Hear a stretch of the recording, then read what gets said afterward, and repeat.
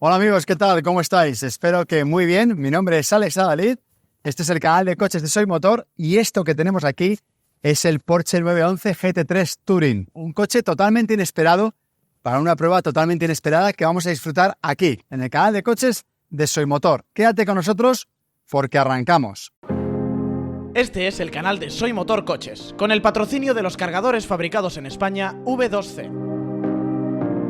Este es un vídeo que no esperábamos hacer, no esperábamos tener este coche, no esperábamos tampoco que Porsche lanzara una máquina como esta, ni siquiera esperábamos grabar hoy, por eso voy yo vestido más de verano, pero es que vale la pena tener un coche como este porque prácticamente nos estamos despidiendo de una era del mundo del automóvil y nos estamos despidiendo por la puerta grande.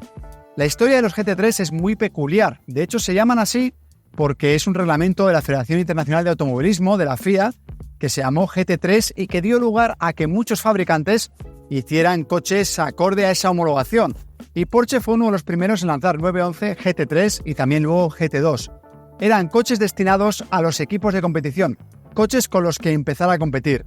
¿Cuál fue la sorpresa de la marca cuando el público privado empezó a comprarlos para tandas, para diversión y para tenerlos como objeto de colección? Y entonces se fueron refinando aún más, tanto las versiones de carreras, los GT3, con jaula antivuelco en la parte trasera, completamente aligerados y muy puros en cuanto a conducción, como una nueva versión que ha nacido, que es este Touring. Es la versión GT3 con todo lo que tiene el coche de carreras, pero preparado para un uso más de día a día, un poco más confortable que los GT3 habituales y sobre todo estéticamente sin el mega alerón trasero que llevan los GT3 normales y que no lleva este Touring pensado más para un uso cotidiano. ¿Por qué también es inesperado este coche? Porque mecánicamente es absolutamente puro. Es un coche sin turbo, sin dirección trasera, sin tracción total y con caja de cambios manual.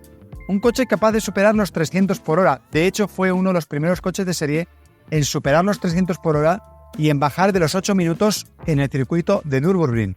Ya hace varios años fue un GT3 el que consiguió esos primeros hitos.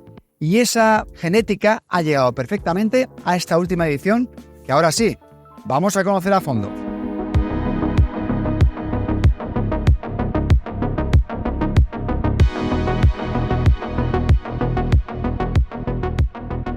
Pasan los años, pero en el mundo del automóvil siempre hay un Porsche 911. Esta es ni más ni menos que la octava generación, llamada 992. Se presentó por primera vez en enero de 2019 aquí, en este circuito Ricardo Tormo de Cheste, en Valencia, donde pudimos probarlo a fondo.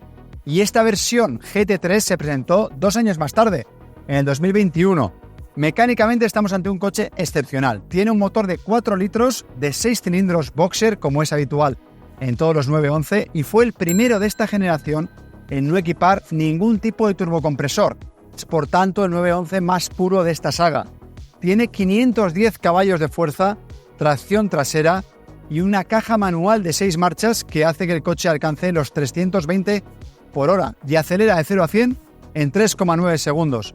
Eso para los más puristas. Los demás también les gustará saber que hay un cambio PDK, el cambio de doble embrague de Porsche con 7 velocidades que consigue rebajar en medio segundo la aceleración de 0 a 100 para dejarlo en 3,4 segundos. Son cifras extraordinarias para un coche muy deportivo. ¿Cómo se consiguen? No solo con potencia, también con un peso muy reducido. Sorprenderá saber que este coche pesa muy poquito más de 1.500 kilos. Y es que el Porsche 911, aunque cada vez es más grande, ha sabido mantenerse en un tamaño bastante compacto. 4,7 metros de largo, 1,8 de ancho aproximadamente, y en esta versión muchos trucos para aligerar el coche. Techo de fibra de carbono, capó delantero de fibra de carbono, aletas delanteras en plástico y muchos trucos más para que esta carrocería ensanchada no pese tanto y sea mucho más ligera en circuito. Tenemos algunas cosas más, como las suspensiones de dureza regulable, frenos de carbono, llantas forjadas, neumáticos específicos de Pirelli con la homologación N0, únicamente para Porsche se utiliza ese tipo de homologación, y muchos detalles más que hacen que este Porsche sea auténticamente único. Por cierto, antes os hablaba del alerón trasero. No lo tiene, pero sí, aquí este alerón es retráctil y sube y baja conforme aumentamos la velocidad. De hecho, sube cuando pasamos de cierta velocidad para provocar un mayor apoyo del eje trasero y que este coche, con el motor colgado por detrás del eje, siga comportándose de manera excepcional en carretera.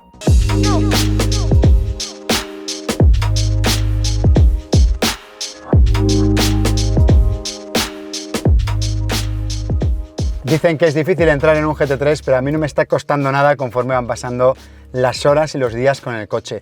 Una cosa muy importante para los que vayáis a comprarlo es pedirlo con estos asientos opcionales que son una maravilla. Tienen la estructura de fibra de carbono, pesan menos, no son eléctricos, están anclados al suelo aunque tienen regulación longitudinal y además tienen la parte central en tela y no en cuero, de manera que cuando vamos conduciendo sudamos bastante menos y eso es importante cuando estamos, por ejemplo, en una conducción en circuito. Los cinturones son normales, aunque opcionalmente se pueden pedir arneses, no en la versión Touring, pero sí en el GT3. ¿Qué encontramos dentro del coche? Pues yo encuentro una maravilla como esta palanca de cambios manual perfecta, que me devuelve a esos años cuando empezaba a conducir y siempre teníamos el cambio manual y los 3 pedales a mano. También hay una cosa que me gusta mucho, que es el arranque. Vamos a escuchar el motor. El arranque está en la izquierda, como en todos los Porsche, y es una palanca que parece que sea una llave y que nos devuelve a esa conducción tradicional y no a ese botón que tienen hoy en día todos los coches, pero que no es tan genuino. Digamos que aquí estamos más conectados con el coche. Otra cosa que me gusta y que me recuerda a mi primer coche es que el volante es completamente redondo. Nada de tener un achatamiento artificial en la parte inferior. Un volante redondo con el que poder conducir un coche excepcional.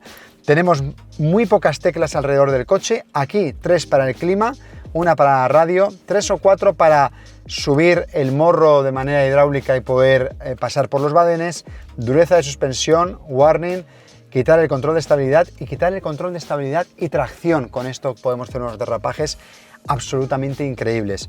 Los modos de conducción están aquí, normal, sport y track para pista. Y lo demás ya solo nos queda conducir. Así que, si os parece, arrancamos y nos ponemos en marcha.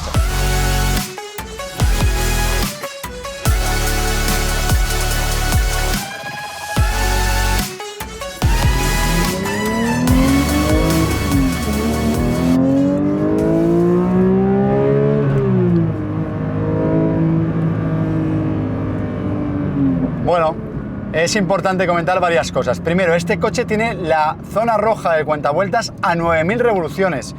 Yo nunca he visto un coche con la zona roja tan arriba y que además puede llegar hasta las 10.000 en alguna reducción sin romper, que es absolutamente increíble en un coche de serie. Y además estira a partir de 4.000 y vuelve a estirar más a partir de 7.000 revoluciones con unas luces que nos indican cuál es el momento del cambio dentro del cuadro de mandos. Nada de artificios en el volante tan en boga actualmente.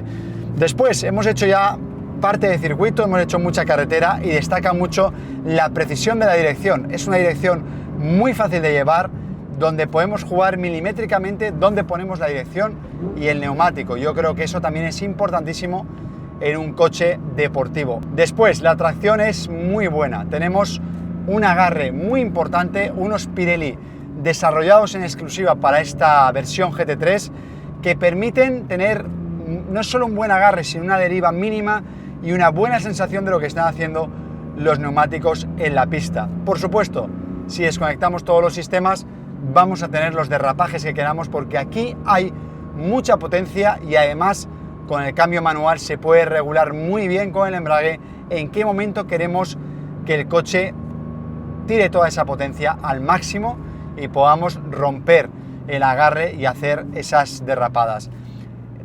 Hace el acelerón, el tacón punta lo hace, o el punta tacón lo hace solo el coche. Cada vez que vamos a reducir hace un acelerón el mismo. Y después, a nivel de conducción, me gusta mucho la posición en la que conducimos. Es un coche que se siente ligero, es ligero, los frenos de carbono clavan exactamente donde queremos y también tiene algún error o algún fallo, que es más bien fallo nuestro. Si nos quedamos con el motor bajo de vueltas, nos va a costar más de lo habitual recuperar velocidad. Por eso tenemos que tener muy claro en qué marcha vamos a coger cada curva para no pecar de optimismo y perder velocidad cuando salimos en cada trazado. En autovía o en carretera va a ser parecido al circuito, obviamente respetando todas las medidas de seguridad, pero teniendo en cuenta cuando conducimos cómo vamos a colocar el coche en cada curva. En autovía, en cambio, es cuestión de meter la sexta velocidad y dejar que el coche deslice, porque no vamos a tener más pasión que solo en Alemania poder superar esos 300 por hora a los que llegan muy pocos coches hoy en día y muy pocos con las sensaciones que nos ofrece este Porsche 911 GT3 Touring. Sin duda una máquina que vale la pena comprar. Vamos a las conclusiones.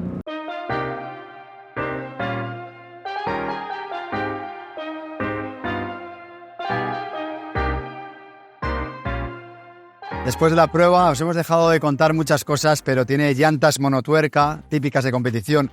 Tiene aquí un pequeño plástico para que las piedras y lo que cojamos en asfalto no dañen la chapa. Tiene este pequeño aletín, tiene el retrovisor de fibra de carbono. Tiene aquí la toma del depósito de combustible de casi 70 litros en un coche que consume entre 10 y 15 cada 100 kilómetros. Tiene unos faros espectaculares que además iluminan muy bien la carretera. Tiene un frontal muy bajo que se puede levantar de forma neumática pulsando un botón para poder entrar a los garajes más complicados o para cuando vemos un badén que se puede complicar.